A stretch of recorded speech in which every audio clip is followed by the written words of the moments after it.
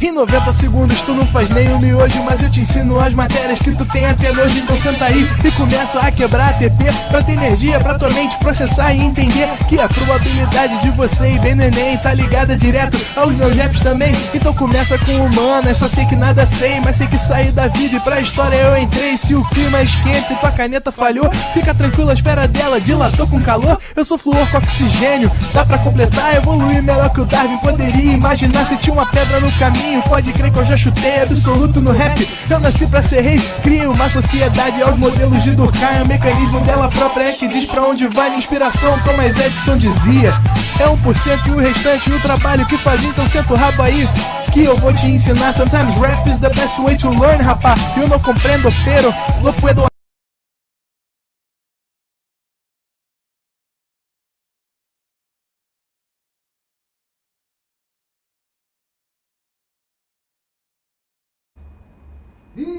Estamos ao vivo, estamos online, Feitosa. Sextou, moleque! Fala, galera, estou de volta aí, ó.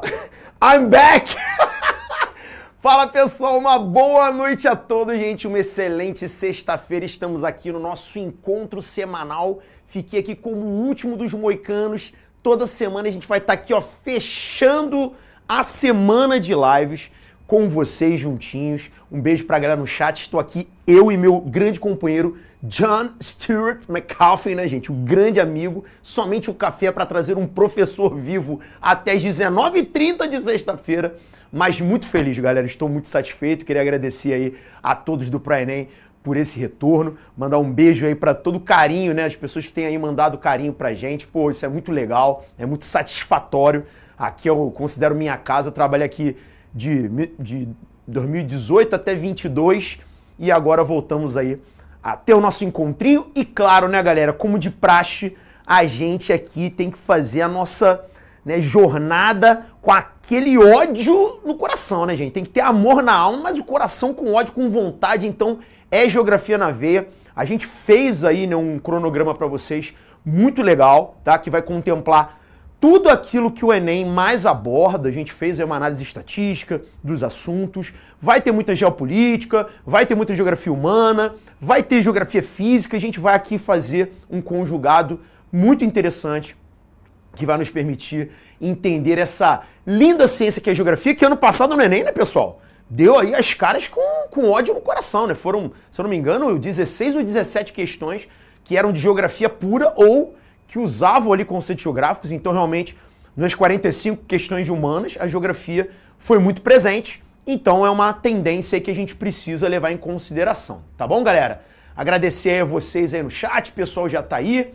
Falou que o áudio tá cortando. Tá tudo bem aí, gente? No áudio? Qualquer coisinha, aponta aí pra gente, tá? Vou deixar aqui meu grande amigo de lado. E hoje é dia da gente falar sobre as etapas do capitalismo, né, gente? O sistema que regeu aí as relações econômicas nos últimos 5 séculos. Podemos dizer que a partir do século XVI para cá, a gente já começa a perceber o capitalismo como um sistema mais perceptível, né? Óbvio, né? Se você for numa análise filosófica, né, você consegue puxar relações anteriores, né, ao século XV, né, ao século X, que já eram capitalistas, mas a construção do capitalismo tem muito a ver com uma historinha, que é a historinha da burguesia. Eu sempre dou essa aula fazendo, né, o uso da burguesia como uma protagonista desse processo. Então aqui a gente vai evoluir para as 4 fases do capitalismo: o capitalismo comercial, no 15, né, perdão, no 16 e no 17, né, o capitalismo industrial, que começa no 18 indo para o 19, depois a gente tem o capitalismo monopolista financeiro, nos séculos 19 e 20, e no século 20 para o 21, o capitalismo informacional. Vamos aqui trabalhar, fazer um quadrinho ali daqui a pouco. Se prepare para fazer o seu print daqui a pouquinho. Tem muita coisa pra gente falar, beleza? Vamos que vamos? Então vamos lá, galera. A gente começa aqui a nossa live falando sobre o capitalismo comercial, que tem uma relação direta com a concepção do mercantilismo, né? Olha aqui esse textinho, ele fala, ó, estados nacionais absolutistas, o capitalismo comercial, ele defendia a intervenção do Estado e o protecionismo. ok? Ou seja, um Estado forte, a acumulação de riqueza nacional com metais preciosos e formação de superávites comerciais. Olha só que interessante. Já começamos 2025 com o nosso menino laranja, Donald Trump, ou conhecido como Cenourão, né? Fazendo aí um processo extremamente protecionista dentro da economia. A gente vai perceber daqui a pouquinho que em dado momento os Estados Unidos defendiam o livre mercado. Mas hoje, 2025, percebemos os Estados Unidos fazendo uso de práticas totalmente associadas ao capitalismo comercial do século XVI. Então, gente, percebam que estudar essas etapas do capitalismo é entender um pouco a realidade econômica da história desse sistema. E que não necessariamente tem coisas que já passaram. Ah, Feitosa, mas pô, peraí, metal precioso, bagulho de ouro? É mesmo? Dá uma olhada aí depois no Google na valorização do ouro nos últimos anos. Países como Rússia, como China, comprando cada vez mais ouro. Por quê, galera? Momentos de instabilidade econômica, a gente apela para aquilo que é mais seguro.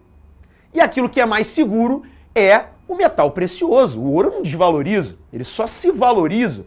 Então, gente, você percebe que entender essa fase é também dialogar um pouco com aquilo que a gente percebe no cenário atual. Ok? Você tinha ali, né, o colbertismo, que se aprende na história, né, com Otto, né, que aplicava nesse mercantilismo no cenário francês, o Thomas Mann, que era, né, relacionado ali à Inglaterra, mas eu queria fazer uso aqui já do nosso quadrinho, diretor, só para a gente poder começar a falar algumas coisas, entender aqui, vem aqui comigo, galera, o nosso capitalismo comercial, então eu vou botar aqui o númerozinho 1, associado a essa primeira fase, comercial.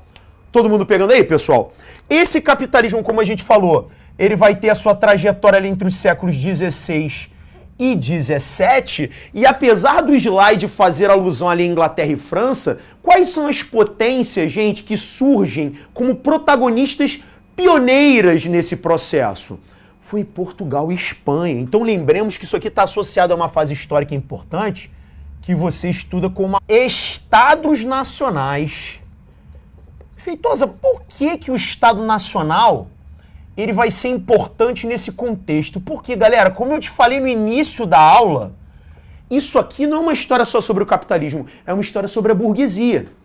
E o burguês, ele precisa se tornar o protagonista do capitalismo para que ele aconteça. Só que o capitalismo, meus amores, ele precisa de alguns pressupostos básicos para funcionar. Pressupostos como a acumulação. Sim, acumular é uma prática capitalista. A ideia de enriquecer tem a ver com o capitalismo, beleza? A ideia de tecnologia. As potências capitalistas são potências tecnocráticas. Olha o problema do Brasil aí. O Brasil ele vai mal na questão tecnológica. E isso é um grave problema para o nosso capitalismo. Nosso capitalismo ele é rudimentar. Porque a gente não entendeu. A gente pensa em acumular. Ah, o latifundiário tem terra pra cacete, maneiro. Mas o desenvolvimento tecnológico, muito dependente do cenário internacional. A gente vai falar mais sobre isso, vai fazer sentido pra você. E o terceiro pilar aqui, ó, é a fluidez. Fluxo. Não existe capitalismo estático. O capitalismo ele tem que ser móvel, ele tem que ser dinâmico. Então o burguês, para se tornar o protagonista do capitalismo, ele precisa de dinamismo. E quem vai dar isso para ele? Transforme o celular dos seus funcionários em maquininha de cartão gratuita. Já pensou? Infinitas maquininhas grátis, uma para cada vendedor, e você não paga nada por isso. Com o modo equipe da Infinity Pay, o celular dos seus funcionários vira maquininha de cartão. Eles vendem por aproximação e o dinheiro cai direto na sua conta. Dá para aceitar cartão em até 12 vezes ou vender com Pix grátis. Não se preocupe, seus vendedores não conseguem movimentar o saldo ou acessar os dados privados do seu negócio. O modo equipe aumenta a agilidade e o lucro do seu negócio. Comece a usar agora, é grátis.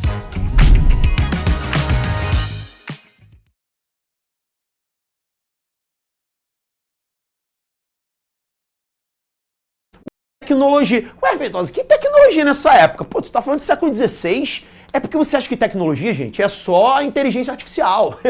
É só o high-tech moderno. Não. A caravela não era tecnologia na época? As técnicas cartográficas não eram tecnologias na época? Lembra que o professor fala? Escola de Sagres.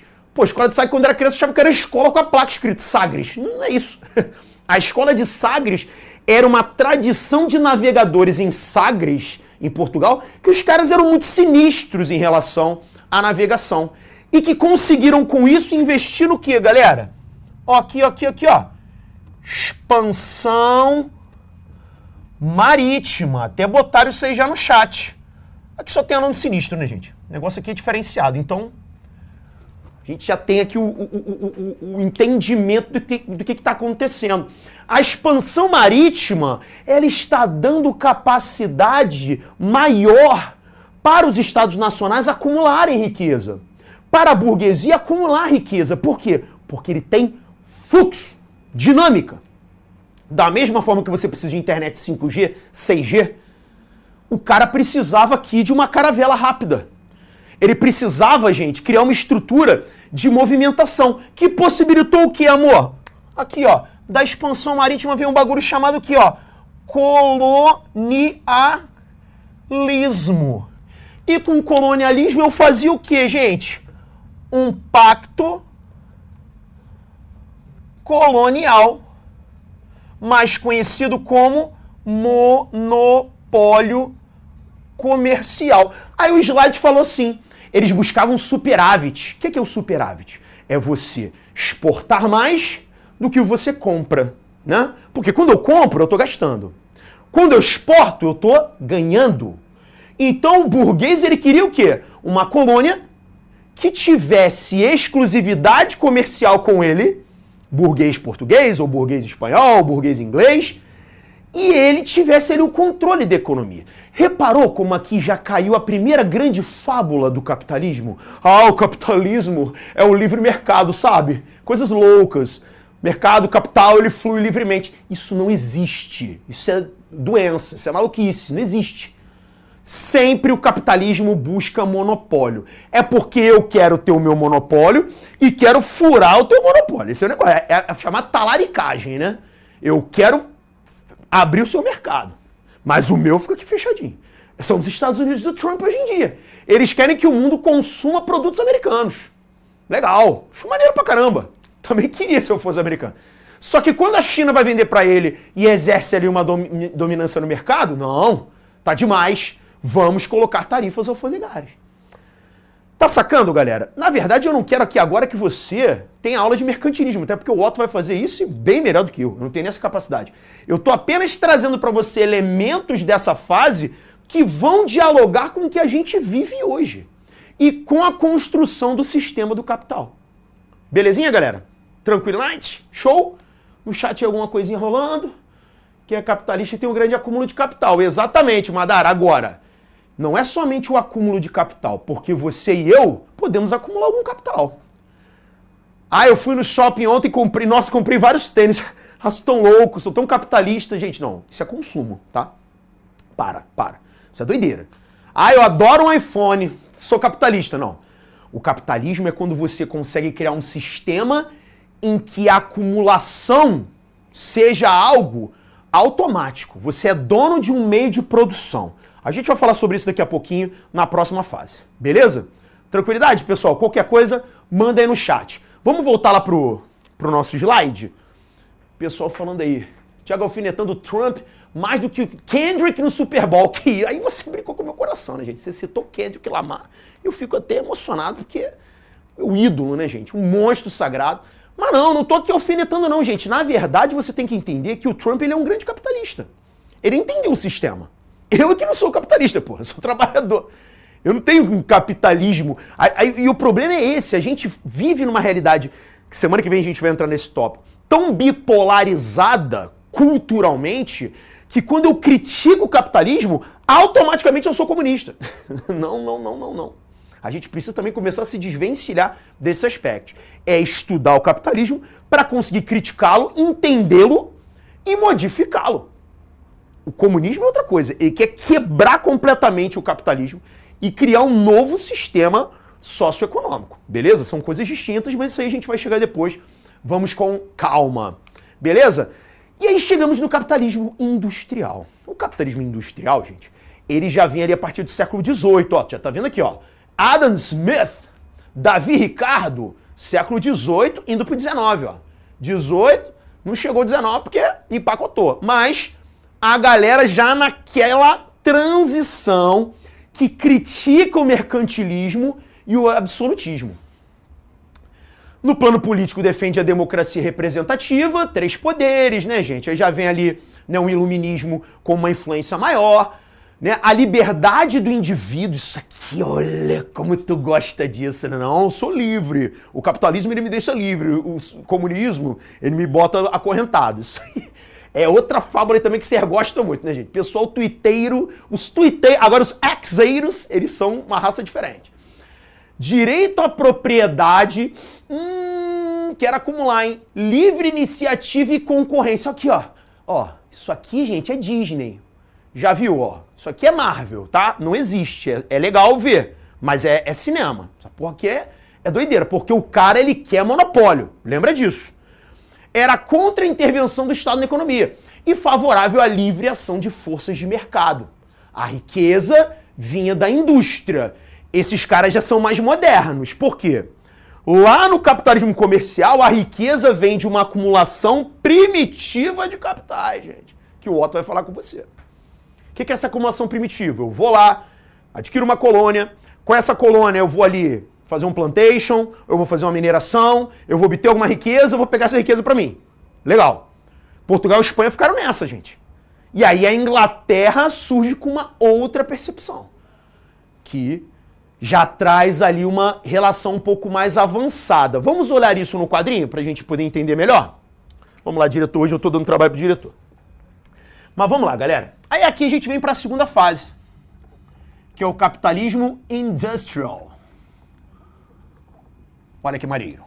Ele já vem aqui do século, como a gente falou, 18 para o 19. Show? O que a gente vai ter aqui como grande, digamos, divisor de águas, né?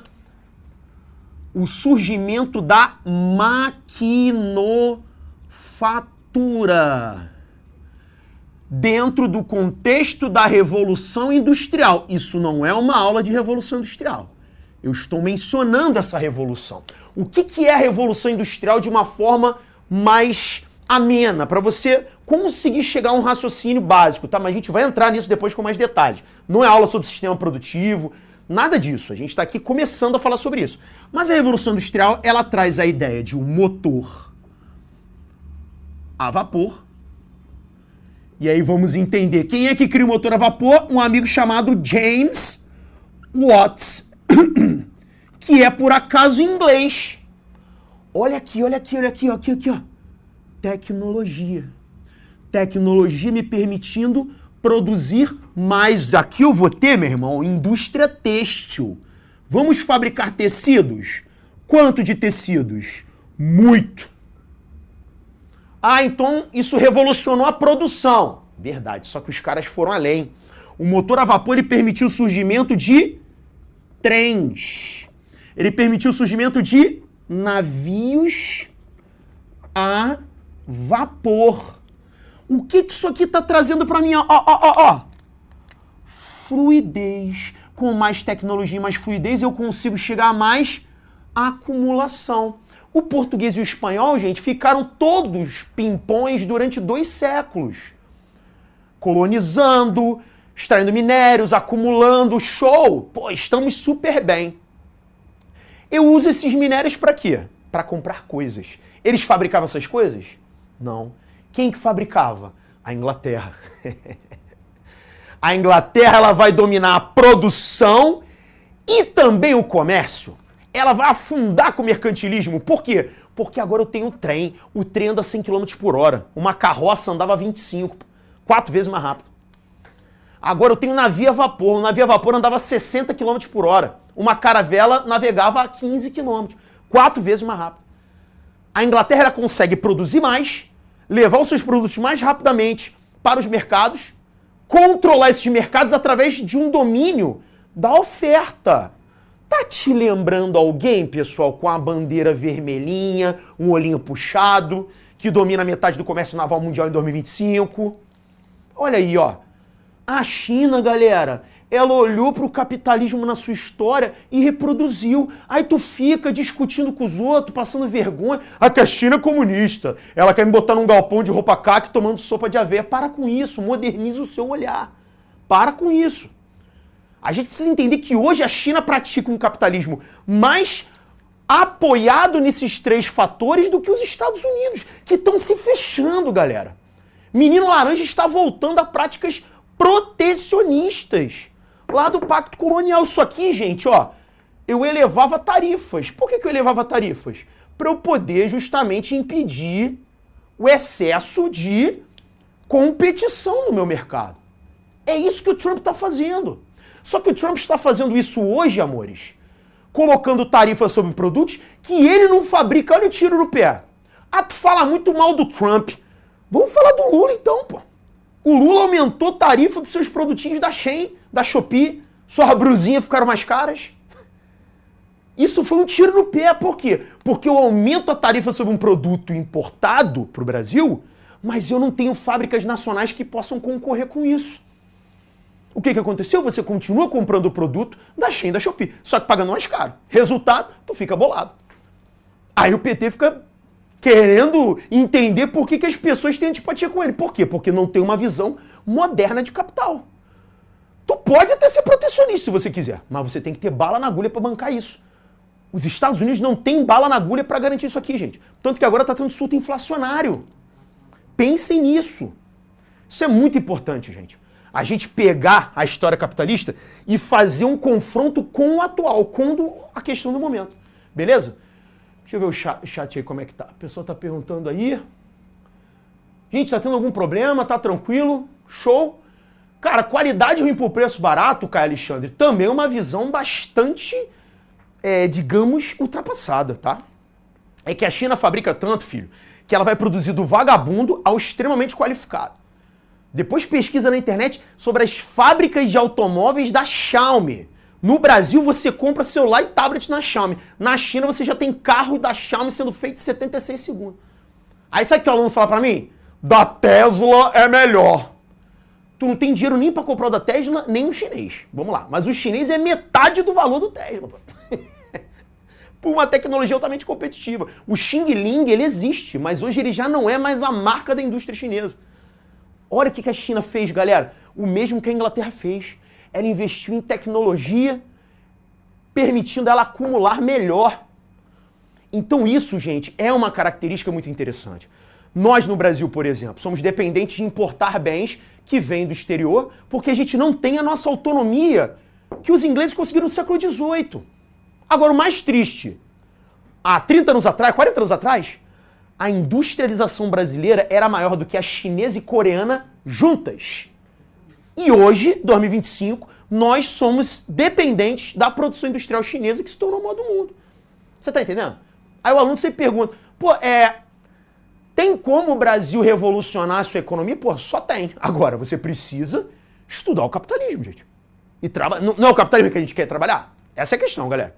A gente precisa entender. Se nós somos ditos capitalistas, vamos entender o sistema e praticá-lo. Isso que o Brasil faz não é capitalismo, gente. Isso aqui é uma mistura de mercantilismo com, sei lá o quê, com nonsense. No final, tu quer resumir tudo a comunismo e capitalismo.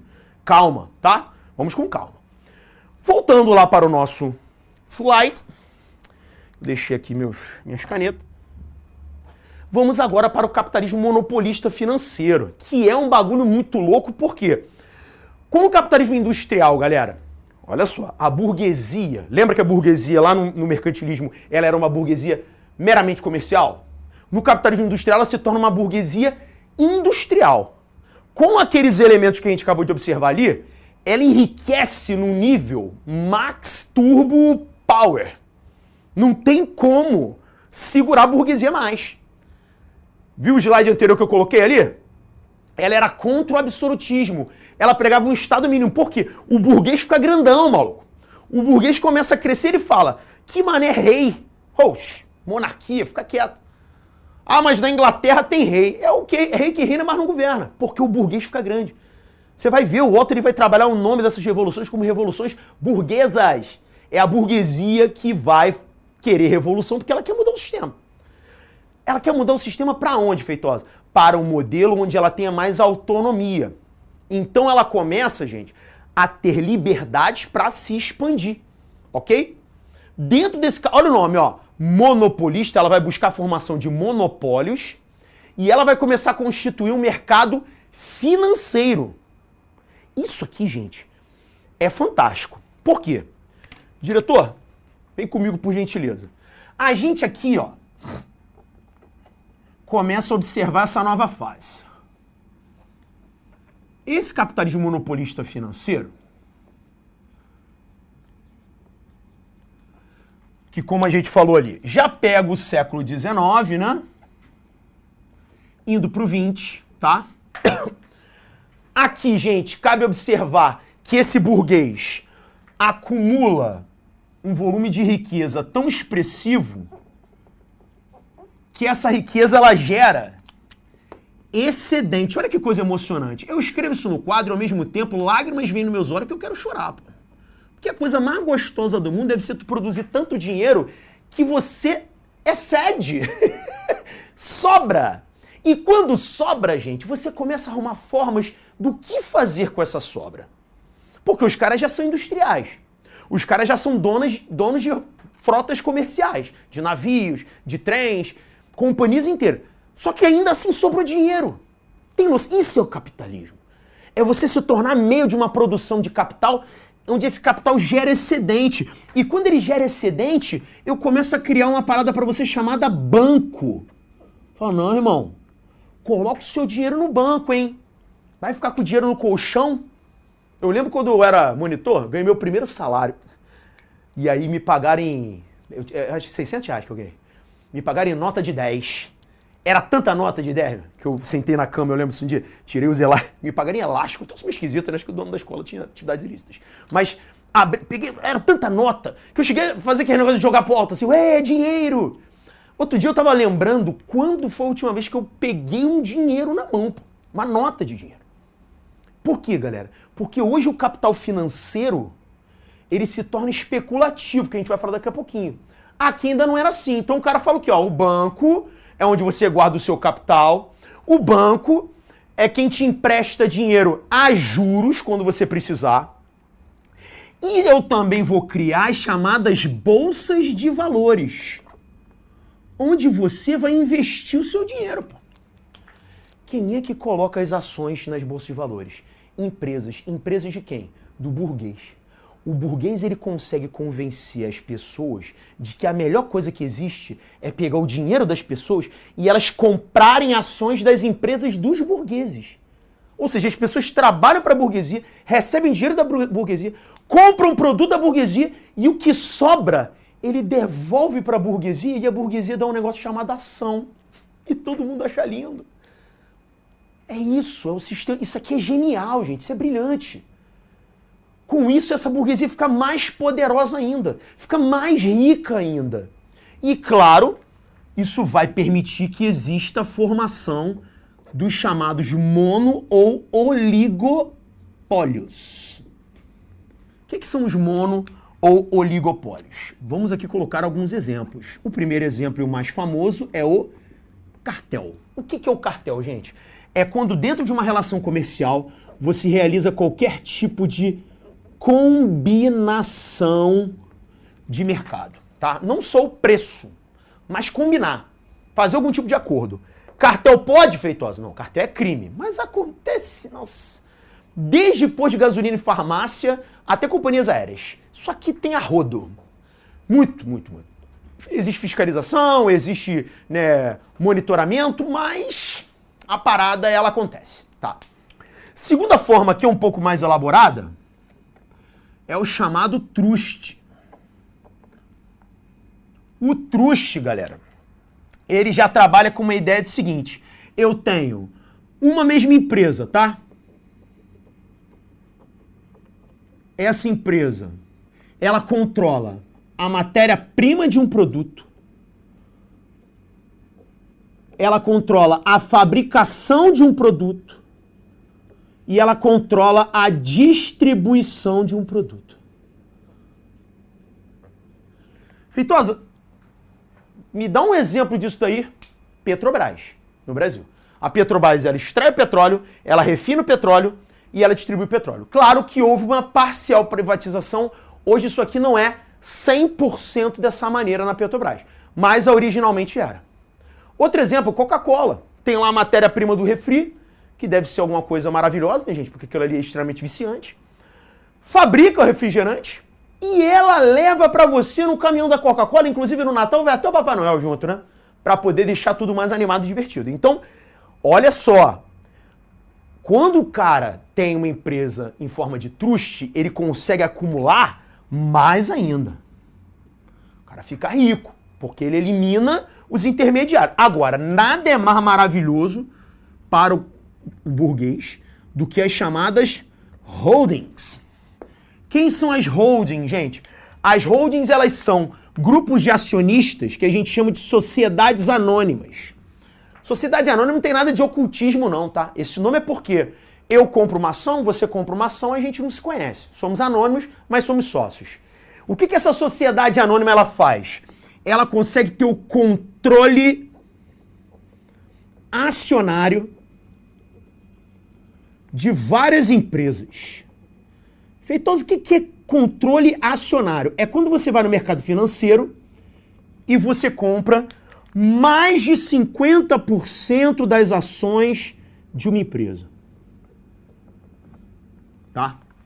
Se você tem mais de 50% das ações de uma empresa, você é o acionista majoritário. E com isso você manda na empresa. Você elege um cara lá que a gente chama de CEO, né? Que é o presidente executivo. Galera, não sei se você tá aqui, que é muita coisa num tempo curto, mas olha a evolução do burguês, maluco.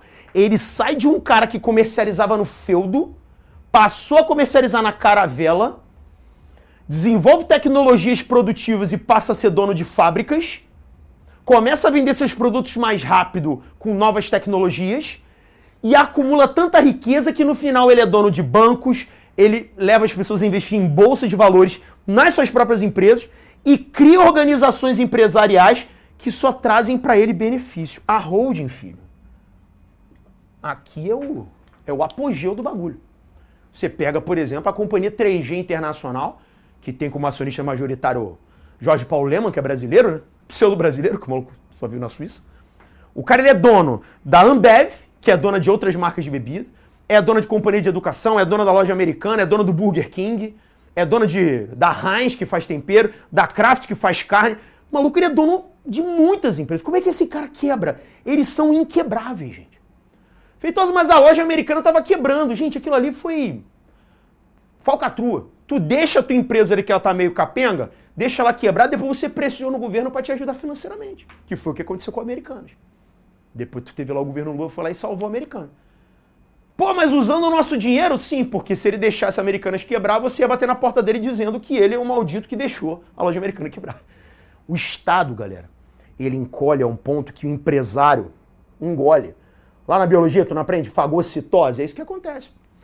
Tu só é eleito politicamente no Brasil se você tiver o apoio da burguesia. E aproveitando que a gente está aqui, já vamos emendar, vamos para a quarta fase, pô.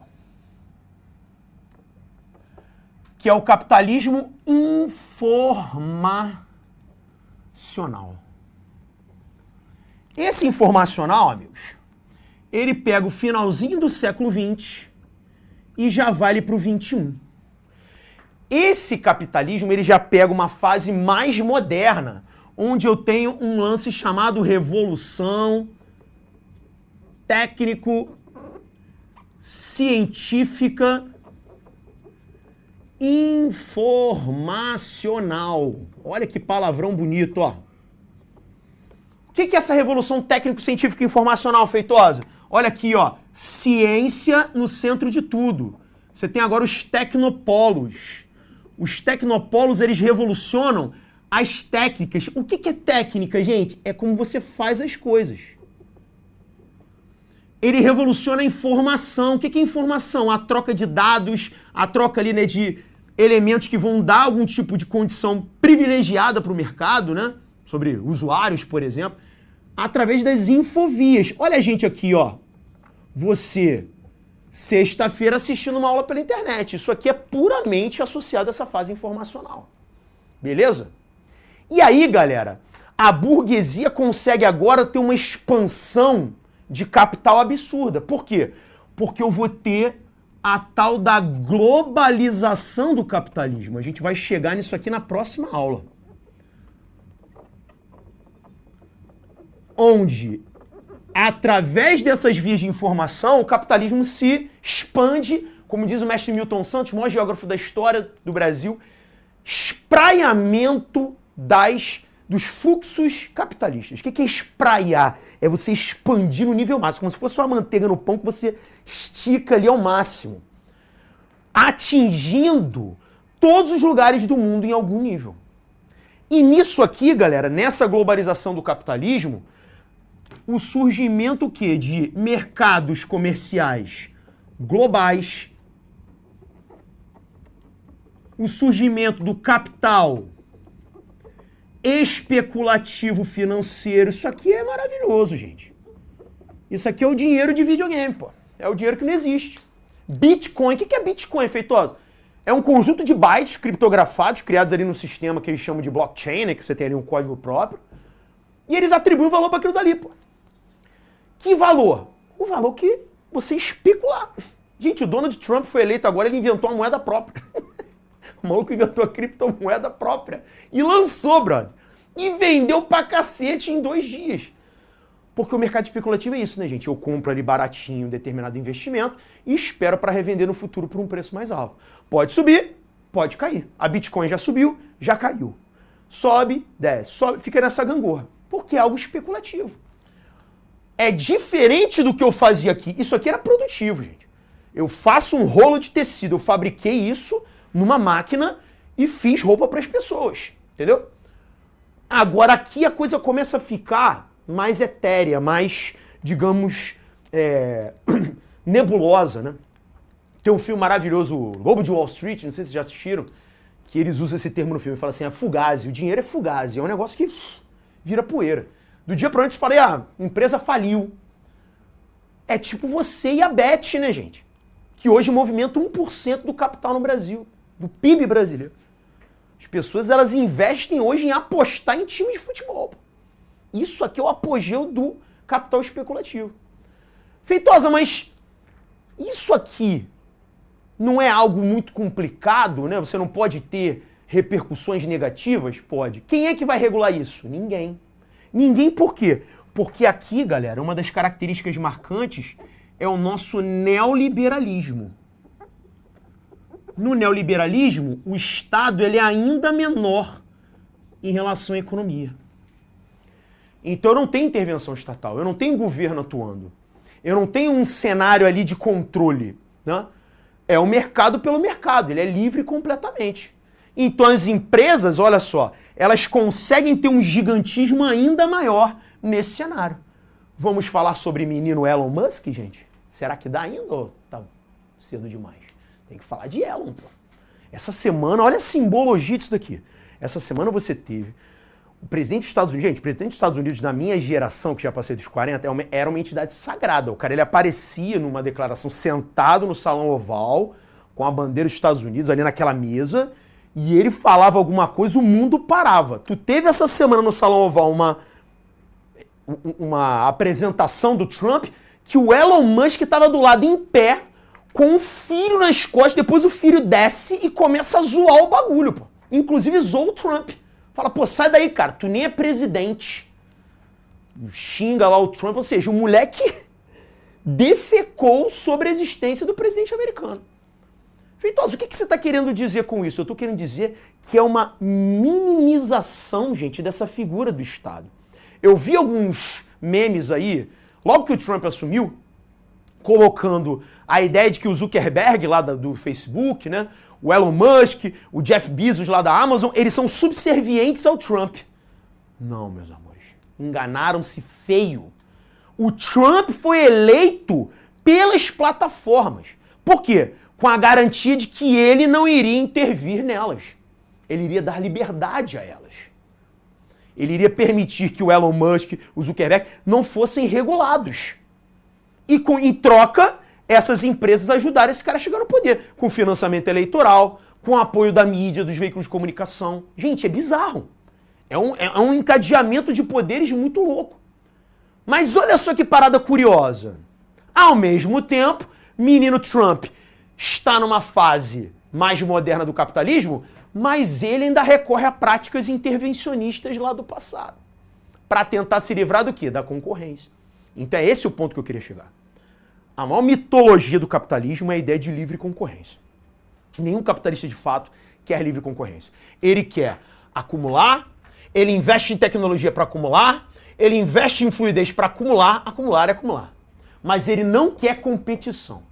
Essa ideia de que o mercado é orgânico, ele se autorregula, mão invisível, tudo isso você vê em sociologia, você vê em história, essas são fábulas contadas para nós, para a gente acreditar nessa ideia do individualismo, do poder a partir do homem, cada homem, né, o seu próprio, né, destino, essas visões meritocráticas, tudo isso é concepção neoliberal, gente. Por quê?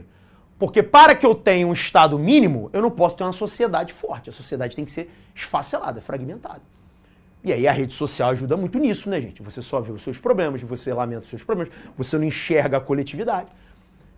Eu tô falando aqui agora de coletividade, já deve ter gente no chat assim, comunista. Não.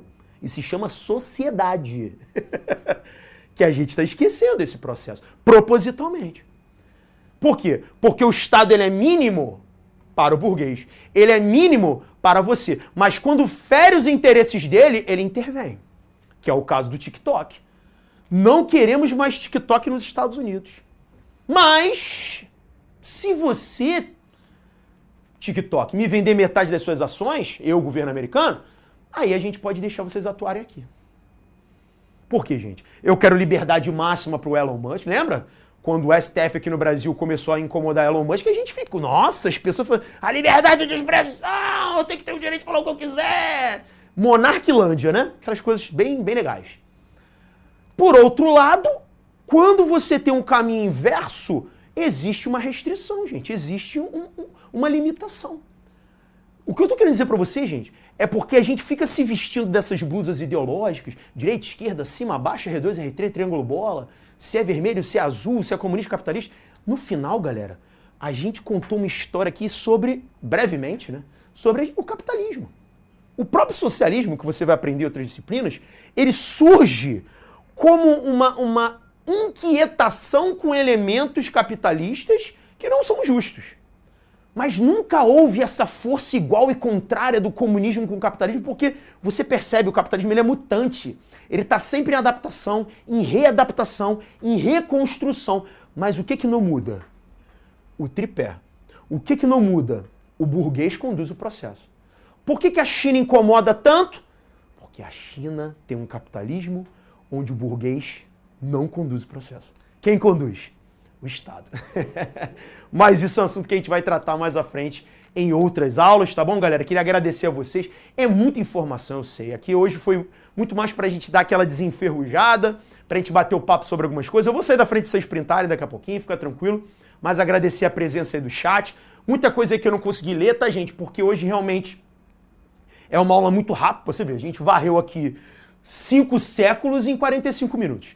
Né? E óbvio que não há aprofundamento em muita coisa, tá, gente? Depois fica aí, pô, mas caraca, tem coisas aí que ele não falou. Óbvio. A gente aqui escolheu alguns aspectos para apresentar para vocês, aspectos que servem como ferramenta para você fazer as provas, tá legal? E ao longo do ano a gente vai vendo muito do que nós falamos aqui em outros assuntos, como agropecuária, como industrialização, globalização, que a gente vai entrar daqui a pouquinho, tá? Urbanização, população, a gente vai sempre visitar esse cenário aqui, tá bom? Obrigado aí, galera, valeu pelo chat aí, tá bom? Um beijo, sextou, semana que vem tamo junto de novo, 19h30. Valeu, vou sair aqui pra vocês printarem. Valeu, galera, abraço!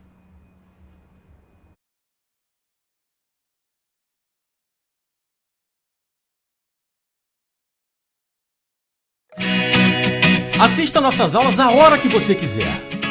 Vem com o Pro, o cursinho online que mais aprova no Enem. Assine em proenem.com.br. try to celebrate the beauty of the world that keeps on